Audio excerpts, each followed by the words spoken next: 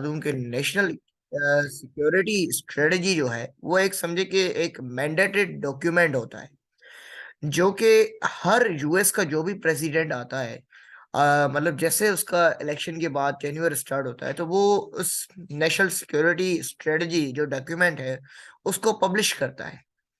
और उसका बेटर जो वो यही होता है, वो डिमार्केट करता है अपने इम्पोर्टेंट पॉलिसी बेस्ड एरियाज को, कि उसकी जो फॉरेन पॉलिसी होगी और उसकी नेशनल पॉलिसी होगी वो किस एरियाज पर बेस करेगी। अब अगर हम हिस्टोरिकल पर्सपेक्टिव से देखें तो ये जो नेशनल सिक्योरिटी स्ट्रेटजी है वो सबसे पहले जो है रोनाल्ड रीगन एडमिनिस्ट्रेशन में 1987 में ये पब्लिश्ड हुई थी। और ये अगर मैं एक बात बता दूं कि ये एक समझे कि कॉन्सेप्चुअल अप्रोच है जो कि रिजॉल्व करती है मोस्ट इमीडिएट इम्पोर्टेंट और पोटेंट थ्रेट्स जो होते हैं अमेरिकन नेशनल इंटरेस्ट को। तो ये एक समझे कि कॉन्सेप्चुअल अप्रोच है जो कि आइडेंटिफाई करती है कि इस वक्त हमारे इम्पोर्टेंट और जो है मोस्ट पोटेंट जो है वो और इमीडिएट अमेरिकन नेशनल जो इंटरेस्ट है उनको चैलेंजेस क्या है। अगर हम नेशनल सिक्योरिटी स्ट्रेटजी 2022 की जो बाइडेन की है उसको अगर देखें, एक सेकंड जरा मैं जो है जूम ऐप पर रिटर्न कर दूं। I think we are having that issue. Phone किया उठाया नहीं, व्हाट्सएप पे ना दूसरा। ओके, तो जी नेशनल सिक्योरिटी स्ट्रेटजी जो है उसका जो डॉक्यूमेंट अगर हम पढ़ते हैं तो वो डॉक्यूमेंट में क्लियर जो है डिटर्मिनेशन हमें पता चलती है कि वो वर्ल्ड ऑर्डर को किस तरह देखते हैं। और वो बाइडेन अपनी ये जो नेशनल सिक्योरिटी स्ट्रेटजी है उसमें क्लियर जो है वो डिटर्मिनेशन करता है कि जो वर्ल्ड है वो डिवाइडेड है, अस वर्सेस देम। और वो अस की बात करता है तो उसमें यूएस और उसके जो लाइक माइंडेड अलाइज हैं उसकी बात करता है। और अगर हम देम की बात कर देते हैं तो वो कंट्रीज और स्टेट्स जो कि यूएस की वैल्यूज और इंटरेस्ट को शेयर नहीं करते, और वो जो कि यूएस क्लियरिफाई करता है कि ये हमारे स्ट्रेटेजिक कॉम्पिटिटर्स हैं। I think yes, you are audible. Screen. I think we are having an issue of screen.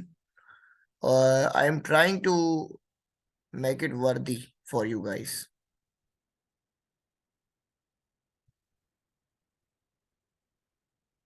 I think we are having an issue in screen sharing. Let me resolve this issue. Okay, यहाँ से start हुआ था. This was the issue, I think.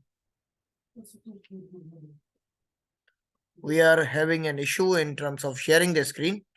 So it is audible. If I am audible to you guys, then let's we discuss the issue. तो जी national security strategy की अगर policy को हम देखते हैं तो हमें यहाँ पर 5 एरियाज भी डिस्कस होते हैं जिनमें हमें democracy versus autocracy, shared challenges, strategic approach, innovation, coalitions, cooperation, और फिर मिलिट्री मॉडर्नाइजेशन, और फिर आउट कम्पीट करना चाइना को और कंटेन करना रशिया को। उसके साथ साथ फिर जो साइबर स्पेस के चैलेंजेस हैं और फिर स्पेसिफिक जो रीजनल स्ट्रेटजीज हैं वो सारी इस जो है ये मेन 5 एरियाज हैं जो कि बाइडेन की जो है नेशनल सिक्योरिटी स्ट्रेटजी में जो है वो डिस्कस करता है। अब जरा अगर हम इस नेशनल सिक्योरिटी स्ट्रेटजी को अगर आउटलाइन करें तो यहाँ से हमें 2 पैरेलल जो है वो मूविंग चैलेंजेस नजर आते हैं जिनको हम स्ट्रेटेजिक चैलेंजेस कह दें, और सेकंड वन हम जो है जी शेयर्ड चैलेंजेस कर दें। तो अगर हम स्ट्रेटेजिक चैलेंजेस की बात करें, मैं जरा ये ग्रुप में भी स्टूडेंट्स को बता दूं, ज्वाइन द क्लास विया लिंक। ओके जी, ठीक है। तो जी शेयर्ड चैलेंजेस, स्ट्रेटेजिक चैलेंजेस की हम बात करते हैं तो स्ट्रेटेजिक चैलेंजेस जो है वो बेसिकली क्लियर कंपटीशन है बिटवीन मेजर पावर्स का, और जिसके बेसिस पर ये जो post cold war international order है वो एस्टेब्लिश होगा। और फिर अगर हम शेयर्ड चैलेंजेस की बात करते हैं तो जिनमें आई थिंक आवाज क्लियर आ रही है। जो भी न्यू न्यू ज्वाइन कर रहे हैं वो जरा अपने आप को म्यूट करते रहें ताकि इशू ना हो बाकियों को, ठीक है जी। तो जी शेयर्ड चैलेंजेस की हम अगर बात करते हैं तो जो क्लाइमेट चेंज हो गया, फूड इनसिक्योरिटी हो गई, ये जो कम्युनिकेबल डिजीजेस थे जैसे कोविड-19 था, या एनर्जी शॉर्टेजेस, तो ये जो लार्जर पार्ट है national security strategy of Biden का, वो है जी against the Russia Ukraine war, और फिर किस तरह यूएस चाइना कंपटीशन को ये कंटिन्यू करना है। तो यहाँ से हमें ये भी रियलाइज हुआ कि बाइडेन ने यहाँ पर जो है साइलेंस, हमेशा की तरह जो है यूएस एडमिनिस्ट्रेशन ने जो इशू है कश्मीर का और फलस्तीन पर, वो साइलेंस शो की है। तो यानी अगर हम नेशनल सिक्योरिटी स्ट्रेटजी को डिफाइन करें in a single line, in a one sentence, तो मैं कहूँगा कि this is a conceptual approach that how US will deal with the various regional and global actors. तो जी अब ये तो था फॉर नेशनल जो है security strategy in the current affair sense. अब हम अगर क्वेश्चन को लिंक करते हैं विथ अवर पाकिस्तान की सेंट्रिक, तो जी की टेक अवेज क्या है पाकिस्तान के लिए इस बाइडेन की सिक्योरिटी स्ट्रेटजी से। देखिए इस बार पाकिस्तान बाइडेन की अगर हम स्पीच को बता दें तो बाइडेन ने कहा था कि जो है this is a 360 degree strategy, and that is not only grounded in the world of today but is also in line with where and how Washington wants to going forward. This is a complete way forward for like Obama administration has given his policy of pivot to Asia. तो ये complete framework था जिस पर future की जो है जो US की एडमिनिस्ट्रेशन की फॉरेन पॉलिसी होंगी वो बेस्ट करेंगी। तो जरा हम अगर पाकिस्तान के सेंस में देखें तो इस बार पाकिस्तान जो है वो लॉन्गर प्रायोरिटी ऑफ अमेरिका नहीं रहा। तो पाकिस्तान इस वक्त जो है वो अमेरिका के जो है वो एक ब्लॉक जो है ब्लॉक जो बनता जा रहा है रीजनल ब्लॉक, उसमें पार्टी नहीं है। और ये क्लियर हमें जो है जब अस वर्सेस डैम की अप्रोच देखते हैं तो ये बात इम्प्लाई करती है कि ये जो यूएस की प्रेशर सेंट्रिक थी पॉलिसीज होती थी जो आफ्टर 9/11 थी, तो पाकिस्तान के पास इस वक्त कोई भी ऐसी कोई प्रेशर टैक्टिक्स अप्लाई नहीं कर पाएगी। यानी पाकिस्तान के पास एक बिगर ग्राउंड है to amend its relation with America beyond the secure strategic calculation in the region. अगर हम बात करें ये जो रिलेशंस की, the gambit of relations become smaller and chances of associating a series of strategic dialogue slimmers. तो ये important है जी पाकिस्तान के लिए, ऑफिशियल के लिए। तो वो ज्यादा एक्सपेक्टेशन जो थी सिक्योरिटी सेंट्रिक उससे हटकर जो है वो कोई टेलर मेड पॉलिसीज को फॉलो नहीं करना पड़ेगा उनको, और इस्लामाबाद को ये कोई एक्सपेक्टेशन पे उनको अचीव नहीं करना पड़ेगा जिससे कि डू मोर मैंट्रा।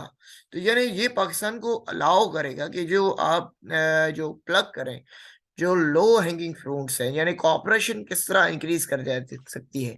और ये कॉपरेशन जैसे कि मैं कह दूं कि क्लाइमेट चेंज के सेंस में अमेरिका और पाकिस्तान जो है वो बेटर रिलेशनशिप जिसको कहते हैं, और यही जो है दोनों कंट्रियों के लिए ये एक आइडियल अपॉर्चुनिटी है कि वो कन्वर्सेशन को जो है वो अवे करें सिक्योरिटी सेंट्रिक से पीपल सेंट्रिक अप्रोच, यानी ट्रेड को प्रमोट करें, एजुकेशन को प्रमोट करें, और फिर कम्युनिटी सर्विसेज। लेकिन इसके अंदर कुछ टेक अवेज हैं, जैसे कि आप देखते आ रहे हैं जी कि इंडिया और यूएस का जो नेक्सस है वो कॉम्प्लिकेशंस क्रिएट करेगा पाकिस्तान और यूएस के रिलेशंस के लिए। और अगर हम इस बात से बात करें कि जो है कंटेनमेंट ऑफ जो चाइना है, इस सेंस में जो यूएस और चाइना इंडिया का जो रोमांस है वो इंक्रीज हो चुका है। तो इस वक्त इंडिया जो है वो मोस्ट फेवर्ड जो है पार्टनर ऑफ द यूएस है, और इंडिया कभी नहीं चाहेगा कि जो है वो अमेरिका का जो इंटरेस्ट है वो पाकिस्तान के साथ कोलाइड करे। तो इस सेंस में हमें ये नजर आता है तो इंडिया जो है वो सबसे बड़ा ऑब्स्टेकल है पाकिस्तान और यूएस के बेटर रिलेशनशिप में।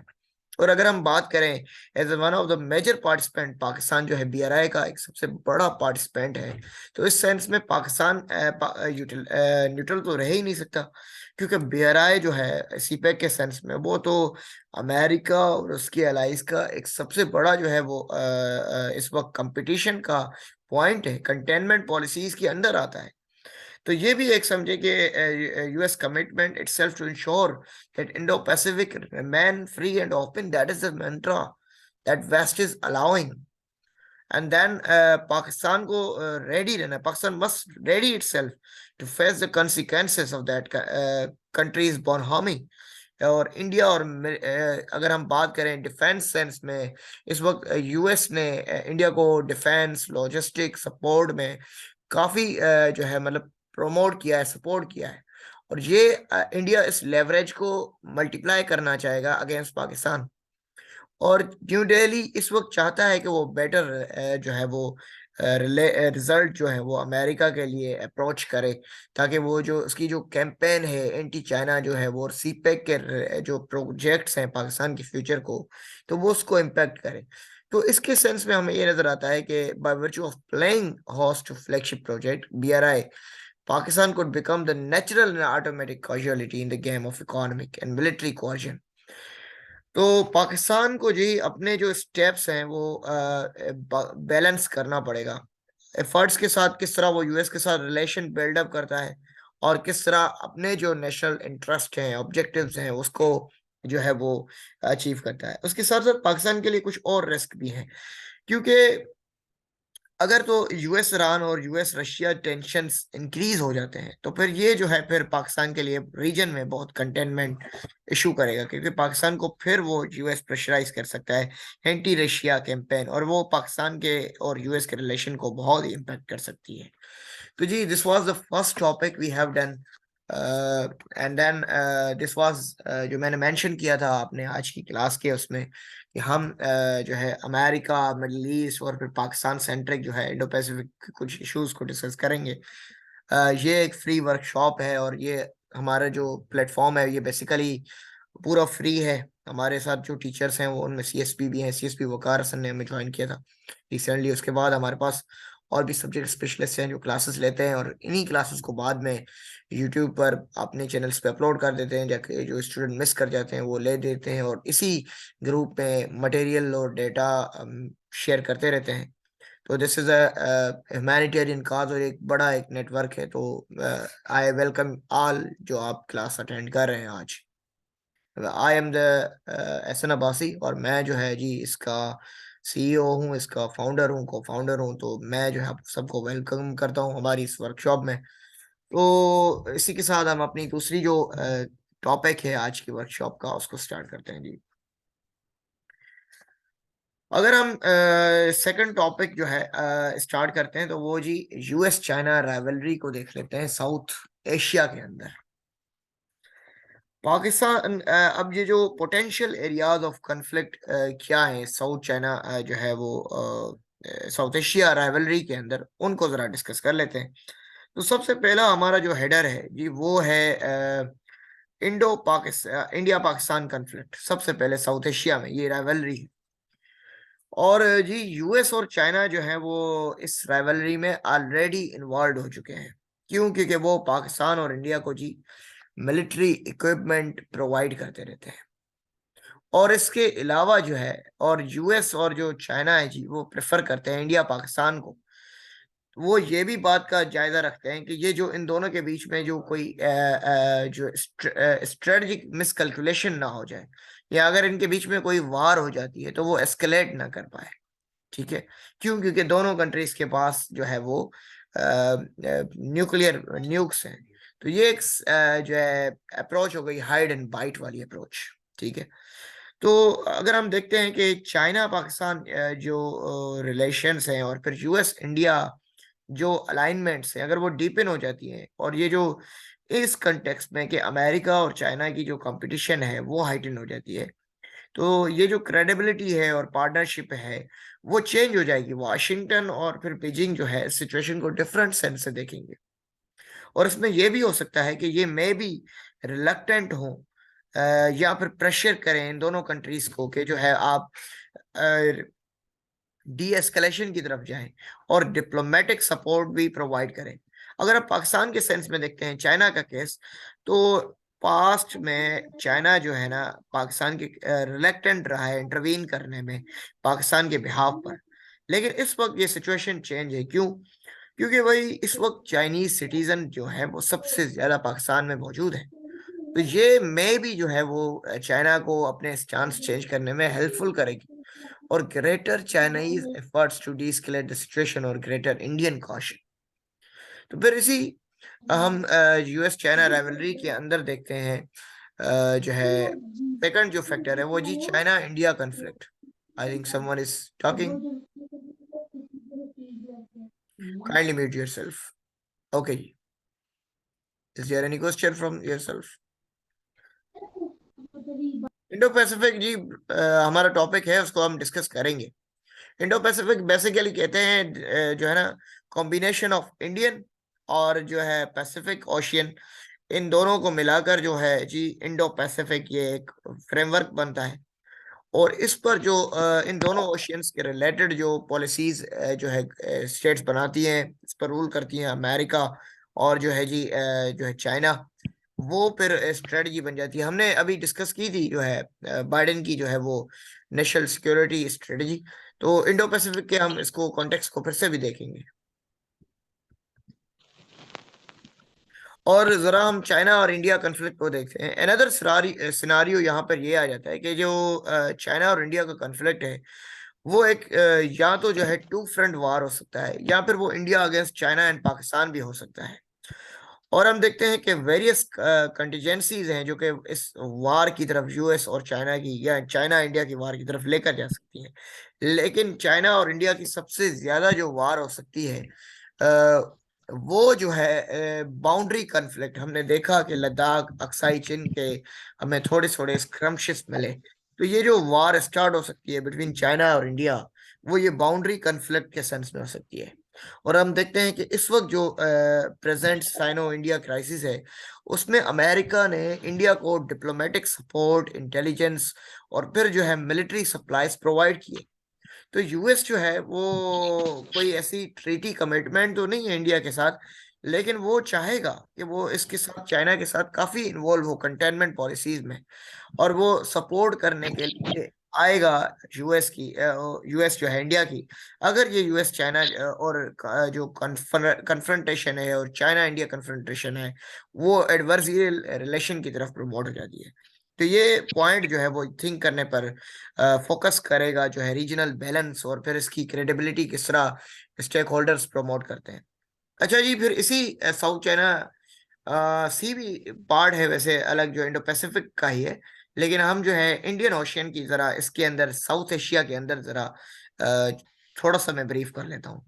तीसरा सिनारियो ये साउथ एशिया की राइवलरी में, यूएस चाइना राइवलरी में जो है वो हो सकता है जी कि जो है third scenario could follow from the attempts real perceived by the US China to obstructs each other access in the Indian Ocean region. अब अमेरिकन जो पॉइंट ऑफ व्यू है वो है जी freedom of navigation. UN laws of seas laws convention 1982 के मुताबिक ये जो इंटरनेशनल वाटर्स होते हैं, यानी आप जो है 12 नॉटिकल माइल्स के बाद जो स्टार्ट हो जाते हैं वो इंटरनेशनल वाटर्स होते हैं, यानी आप किसी की जो है यहाँ पर एक्सेस को रोक नहीं सकते। तो यहाँ पर ये हो सकता है कि अगर तो राइवलरी इंक्रीज हो जाती है तो इंडियन ओशियन रीजन के अंदर जो है चाइना या फिर इंडिया प्लस यूएस जो है वो चाइनीज एक्सेस को रोक दें इसके अंदर जो है। और फिर ये और भी हो सकता है, ये जो क्लेम है फ्रीडम ऑफ नेविगेशन का, इसको थ्रू बेस एक्सेस के थ्रू जो है लिमिट कर दिया जाए अदर कंट्रीज के लिए भी। ठीक है। और उसके साथ मिलिटराइजेशन हम देख रहे हैं कि इस रीजन में इंक्रीज होती जा रही है। और फिर जो है एक्सप्लॉयट करना मेरीन रिसोर्सेज को। और फिर मे भी अगर राइवलरी इंक्रीज हो गई तो अभी क्योंकि चाइना अपनी जो है मैरीटाइम मिलिशिया डिप्लॉयड करता जा रहा है, तो ये जो एक राइवलरी जो है वो इन थ्री सिनारियोज में जो है यूएस चाइना की जो कंपटीशन है वो मे भी वार की तरफ जा सकता है, आइदर इंडिया पाकिस्तान के सेंस में, आइदर चाइना इंडिया के सेंस में, या फिर ये जो इंडियन ओशियन है साउथ एशिया में। ये थ्री पैरामीटर्स हैं जो कि इस राइवलरी को एक कोल्ड वार 2.0 जिसको कहा जाता है और वार की तरफ प्रमोट कर सकते हैं। तो जी अब हम जरा इस यूएस चाइना राइवलरी को डिटेल में भी देख सकते हैं। उससे पहले मैं आपको अगर बता दूं कि जो जी बाइडेन की इस वक्त ग्रैंड चाइना स्ट्रेटजी मैंने अपने उसमें मेंशन की थी कि इस वक्त बाइडेन की ग्रैंड चाइना स्ट्रेटजी क्या है। ये एक ट्रायंगुलर पॉलिसी है जिसमें जो है जी investment at homes aligning with allies and compete with China, allies formation, investment and order, world order को प्रमोट करना, लिबरल वर्ल्ड ऑर्डर को प्रमोट करना। आइए जरा इनको डिटेल में देख लेते हैं। अब अगर मैं इनको कैटेगराइज करूं तो जी अलाइज में आ जाती है आपकी रीजनल कंटेनमेंट, इन्वेस्टमेंट में आ जाती है containment of China and economic centric, and then फिर जो है जी अगर ग्लोबल फ्रंट पे कंटेनमेंट देखना तो फिर अपहोल्ड करना वर्ल्ड ऑर्डर को। तो जरा इस पॉलिसी को फ्रेमवर्क करते हैं। जो पॉलिसी है ये बेसिकली बाइडेन की पॉलिसी नॉन चाइना एक्टर्स को ही प्रमोट करती है। फर्स्ट तो अमेरिका चाहती है कि वो जो है इन्वेस्ट करना चाहती है अपने फ्रेंडली अलाइज की, जिसके साथ उन्होंने नेशनल सिक्योरिटी स्ट्रेटजी में भी डिस्कस किया अस वर्सेस देम का। तो अस में वो चाहती है कि हम इन्वेस्टमेंट करना चाहते हैं हाई टेक और अदर फ्यूचर ओरिएंटेड इंडस्ट्रीज के अंदर, ताकि ये जो फ्यूचर में जो है कंटेनमेंट ऑफ द चाइना वो कंप्लीट हो सके। देखो मेरी एंटर काम करेंगी। काइंडली अपने आप को जो है म्यूट करते रहें जो भी आप ज्वाइन करते जा रहे हैं। ओके जी। तो जी हाई टेक और फिर जो है फ्यूचर ओरिएंटेड इंडस्ट्रीज में इन्वेस्टमेंट करना, एंड देन फिर जो है सेकंड जो है वो फाइंड करना अलाइज जो कि अपोज करते हैं China version of authoritarian based development model, यानी वो पार्टनर्स जो कि एंटी चाइना है, एंटी बीआरआई है, और फिर प्रो यूएस है, और फिर प्रो जो है यूएस अलाइज है, यानी वेस्टर्न को प्रमोट करते हैं, लिबरल वर्ल्ड ऑर्डर के थॉट्स को प्रमोट करते हैं, डेमोक्रेसी वर्सेस ऑटोक्रेसी मैंने मेंशन की थी हमने फर्स्ट टॉपिक में। तो फिर उसके बाद जो है जी बाइडेन एडमिनिस्ट्रेशन ने कुछ स्टेप्स लिए ताकि वो लिंक अप कर सके उन कंट्रीज के साथ जो कि शेयर्ड इंटरेस्ट, क्योंकि हमने जब बाइडेन की नेशनल सिक्योरिटी स्ट्रेटजी पढ़ी उसमें हमने कॉन्सेप्ट को देखा कि वो बात कर रहा था कि शेयर्ड चैलेंजेस, और फिर वो उन्होंने इसका शेयर्ड इंटरेस्ट को कैसे सिक्योर कर रहा है, इंडो पैसिफिक इकोनॉमिक फ्रेमवर्क बना दिया। ऑकस जो है ऑस्ट्रेलिया यूके यूएस ये एक अकॉर्ड बना दिया। फिर जो है मिलिट्री कोलैबोरेशन जो है ये कॉपरेशन जो है कोलैबोरेशन जो है वो क्वाड के सेंस में क्वाड्रिलेटरल डायलॉग जो है।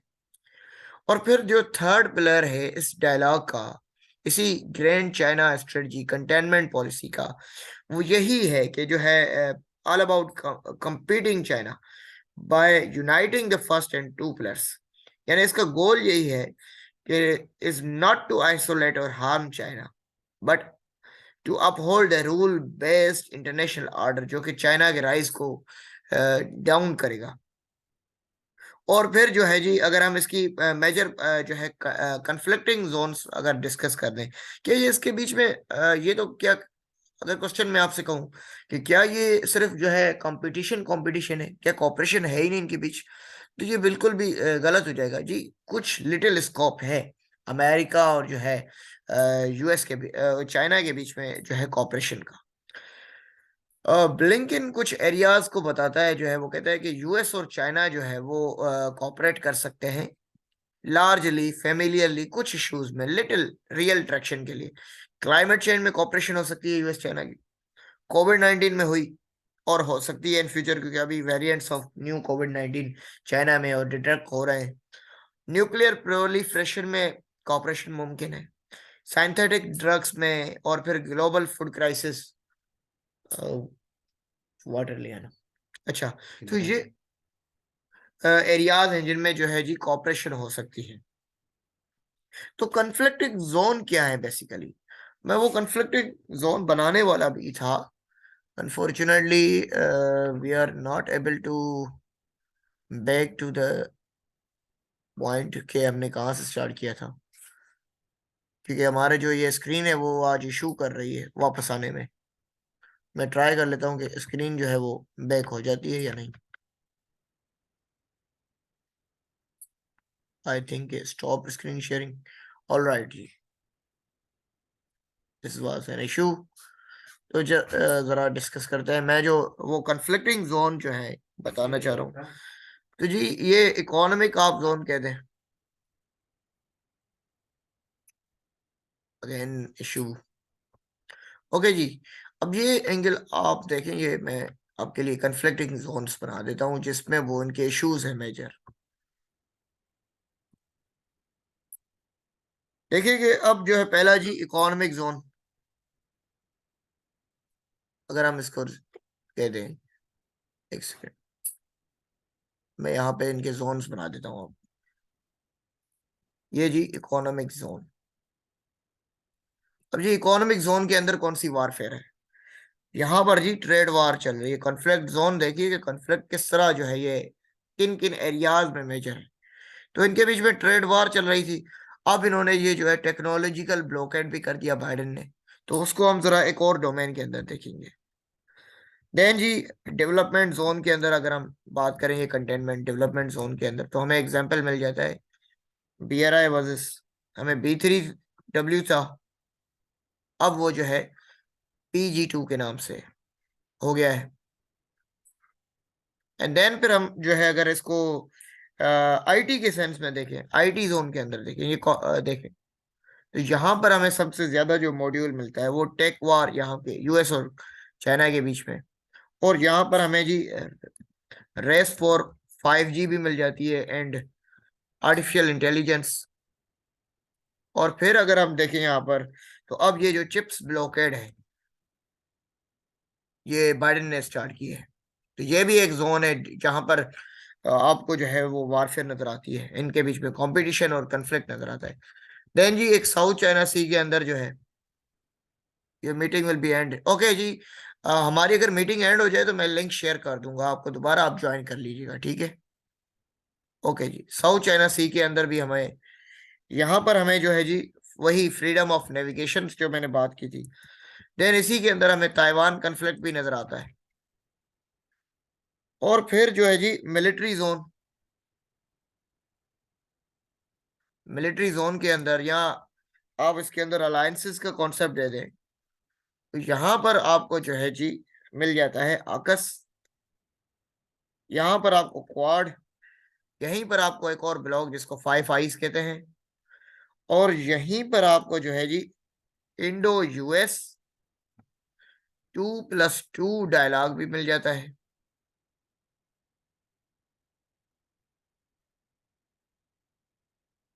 और यहीं पर आपको जो है क्वाड प्लस भी मिल जाता है, ये क्वाड। और फिर ये क्वाड प्लस जी वो आसियान जो 23 कंट्रीज हैं क्वाड प्लस के, वो जब आसियान और क्वाड के 4 कंट्रीज मिल जाते हैं तो क्वाड प्लस बन जाता है। तो ये थी मेजर कन्फ्लिक्टिंग और जो है जहां पर वो इनके बीच में जो है एरियाज चल रहे। तो ये टॉपिक जो है जी समअप हुआ। तो नेक्स्ट टॉपिक जो है मैं स्टार्ट करता हूँ, जो कि वो है हमारा सऊदीया जो है इवॉल्विंग रीजनल पॉलिसी को। तो सऊदीया इवॉल्विंग रीजनल पॉलिसी की हम बात करें तो पहले तो हमें डिस्कस करना होगा कि ये जो सऊदीया और ईरान के रिलेशंस है वो 1979 के बाद जो है वो खराब होना स्टार्ट हो गए। 1979 से पहले जो है वो ईरान जो था वो सऊदीया का एक बहुत ही एक इम्पोर्टेंट जो है वो पार्टनर था इस रीजन के अंदर। लेकिन ये जो ईरानियन रेवोल्यूशन आई उसके बाद ये जो सऊदीया और ईरान के जो आपस में जो स्कर्मिशेस और कॉन्फ्लिक्ट स्टार्ट हो गए।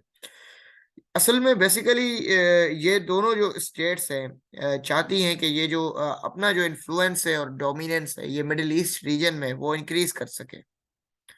हम 2000 इवेंट्स में कुछ यहाँ पे मेंशन कर देता हूँ आउटलाइन के सेंस में, ताकि आपको इजी हो जाए। अब ये सऊदीया इवॉल्विंग रीजनल पॉलिसी, और ये अगर मैं आपको यहाँ पर डिस्कस करता हूँ तो जी देखिए कि अगर हम ईरान और सऊदीया के रिलेशंस यहाँ से बेसिकली 1979 के बाद बैड हो गए।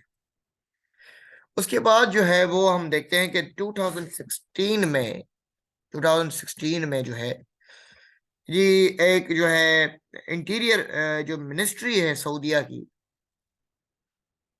वो जी एक 47 पर्सन को टेररिज्म के चार्ज के अंदर जो है वो एग्जीक्यूट कर देती है। 47 पर्सन। On terrorism charges. अब यहाँ पर जो है जी एक पर्सन की एग्जीक्यूशन होती है जिसका नाम होता है जी निमर अल निमर।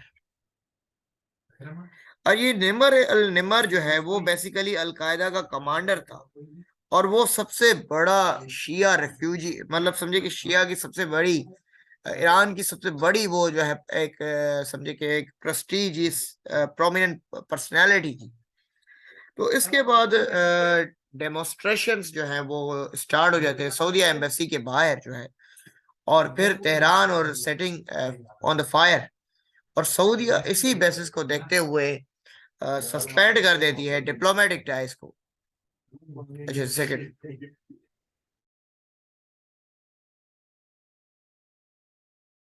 तो ये सऊदीया जो है इस इवेंट के बाद जो है वो डिप्लोमेटिक टाइज जो है ईरान के साथ खत्म कर देती है, और बहुत नेशन जो है जी सपोर्ट करना स्टार्ट कर देते हैं अपोजिंग साइड की प्रॉक्सीज कॉन्फ्लिक्ट। जैसे कि अगर हम मिडिल ईस्ट में देखते हैं, यमन से लेकर सीरिया और उसके आगे।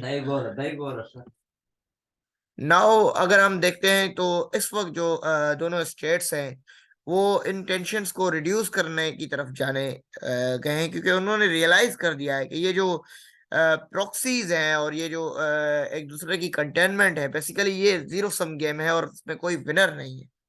तो इसी के सेंस में जो है बगदाद डायलॉग 2021 में स्टार्ट होता है, और इसमें जो है इराक मेडिएट करता है बिटवीन जो है वो सऊदीया और ईरान के बीच में।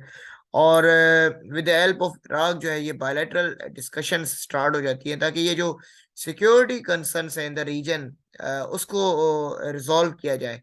और उसके बाद ये जो प्रॉक्सीज वार हैं और फिर यूएस की इन्वॉल्वमेंट है मिडिल ईस्ट में, उसको कैसे देखना है। और अगर हम इसी के साथ जो है सऊदीया के क्राउन प्रिंस की 2021 की अगर हम इंटरव्यू को मेंशन करते हैं, तो एमबीएस ने एडवोकेट किया कि वो जो है बेस्ट एक्सीलेंट और डिस्टिंक्टिव रिलेशंस चाहते हैं ईरान के साथ। प्राइमरी ऑब्स्टेकल क्या है इस वक्त सऊदीया और ईरान की जो फ्रेंडशिप है, या ये क्यों नहीं हो पा रही कॉपरेशन इन दोनों के बीच? तो इसके दो मेजर रीजंस हैं। एक तो ईरान का जो न्यूक्लियर बैलिस्टिक प्रोग्राम है, और फिर Iranian based regional policies proxies. तो ये बड़ी मेजर ऑब्स्टेकल्स हैं। लेकिन इस वक्त ईरान ने भी एक पॉजिटिव रेस्पॉन्स शो किया है कि वो एक new chapter of engagement and collaboration चाहता है। और अगर हम ईरानियन एडमिनिस्ट्रेशन को देख लें तो ये जो security track to a political one जो है वो रिवाइव हुई है, जिससे बीच में डिप्लोमेटिक टाइज सऊदीया और ईरान के बीच में जो है वो रिवाइव हुए हैं। और ये एक अपॉर्चुनिटी है दोनों के बीच में, ताकि वो अपने जो इश्यूज हैं उनको रिजॉल्व करें और फिर बेटर रोल प्ले कर सकें रीजन की स्टेबिलिटी के लिए। और अगर हम देखते हैं कि सऊदीया की इस वक्त रीजनल जो है वो स्ट्रेटजी क्या है, सऊदीया ने अभी अभी न्यू अपनी एक रीजनल स्ट्रेटजी की एक जो है वो एक फॉर्मेशन प्रेजेंट की है, और वो शो करती है कि जो सऊदीया है वो एक बैलेंस ऑफ पावर चाहती है और रीजनल स्टेबिलिटी चाहती है, जो कि अंडरस्टूड की जा सकती है हमें जब जो है सऊदीया इस वक्त डायलॉग स्टार्ट की 2021 में ईरान के साथ। और फिर उसके साथ साथ सऊदीया ने यह भी शो किया कि वो रेटिफाई नहीं करना चाहता अब्राहम अकॉर्ड को। अब्राहम अकॉर्ड दो कि वो अरब इसराइल नॉर्मलाइजेशन पैटर्न था।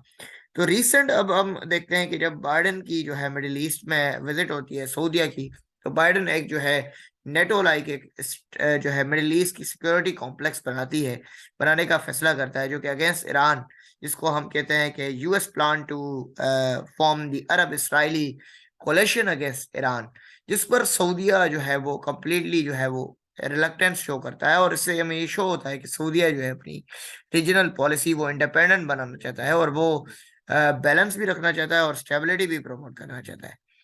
इन its desire for the regional leadership, Saudia जो है वो चाहता है कि एक लेवरेज मिले उसको, लेवरेज अगेंस्ट राइवल भी मिल जाए, और फिर इसराइल को जो है वो परसीव करे ईरान एज एन, क्योंकि इसराइल जो है वो अभी इसराइल की भी जो है उनके साथ नॉर्मलाइजेशन स्टार्ट हुई। जब बाइडेन जो है मिडिल ईस्ट विजिट कर गए तो वहां पर फिर उन्होंने जो है फिर क्राउन प्रिंस ने इशू किया कि वो डायरेक्ट फ्लाइट सऊदीया से इसराइल जाएंगी, तो ये एक नॉर्मलाइजेशन का जो है फर्स्ट एक जो है डोमेन थी। तो इस वक्त इसराइल तो वैसे दो कंसीडर करता है मिडिल ईस्ट में जो है वो, कि ईरान जो है वो एक सबसे बड़ा थ्रेट है, नेशनल सिक्योरिटी थ्रेट है। तो most of the issues between Saudia और इसराइल तो सेटल हो सकते हैं, और लेकिन इनके बीच में लिटिल रूम है ताकि ये सिक्योरिटी कोलैबोरेशन बना सके। और सऊदीया की जो रीजनल पॉलिसी है वो एक इफेक्टिव बैलेंस प्रमोट करती है, ताकि जो उसके सिग्निफिकेंट ऑब्जेक्टिव्स हैं, यानी उसके ऑब्जेक्टिव्स दो हैं, डी एस्केलेशन विद ईरान और फिर डाइवर्स रिकंसिलेशन विद इसराइल। ठीक है, इस ईरान के साथ डी एस्केलेशन, बेटर रिलेशन, और फिर better and great relation with Israel. लेकिन बहुत चैलेंजेस हैं इस रीजन में। क्या है, सऊदीया की फॉरेन पॉलिसी जो है वो अपेरेंटली जो है वो because of internal and external pressure जो है वो में भी जो है वो अपने जो प्रेशर करना पड़े उनको एक वन साइड चूज करने के लिए, और विदाउट अ स्ट्रेटजी ऑफ दितान जो है रीजनल पावर्स और ये जो पीस एंड मिडिल ईस्ट में जो है वो एक फैंटेसी बनकर ही रहेगी। So this was all about today's workshop. I have discussed everything which I have mentioned in my outline and also the poster. और अगर हमारे कोई topics रह गए हैं तो tomorrow and day after tomorrow we will conduct the next classes, और इन चीज़ों के मटेरियल मैं आपको इंशाल्लाह प्रोवाइड कर दूंगा, और वीडियो भी सेव हो जाएगी फॉर दोस्त जिन्होंने वॉच नहीं किया। Thank you for being with us. अपना ख्याल रखिए। अल्लाह।